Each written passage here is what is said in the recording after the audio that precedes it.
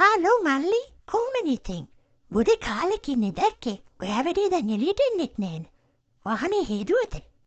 අම්මෝ ඔයා දැන් ගොඩක් ලොකු වෙලානේ. මොඩක් තරාරොකුයි. ගොඩාක් ලොකුයි.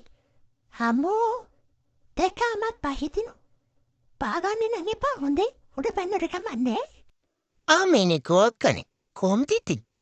ඔයා නම් චුට්ටක්වත් වෙනස් වෙලා නෑ. අර ඉස්සර තිබ්බ දාංගල එහෙමමනේ. එහෙම තමයි ඉතින් මල්ලි. මොකද අපි හුම් වයසට යන්නේ නෑනේ. මල්ලි නම් දැන් හරි හැන්සම් කොල්ලෙක් කරා. මේ ඌවට නම් ඉන්න එපා හොඳේ. මොකද වයද සැකද මල්ලි යක්කලාගේ වෙන්නේ. මලවිකාර ඔවට ඇවිල්ලා අපි අරුකමක් නැති කරගන්න එපා කිමුදේ.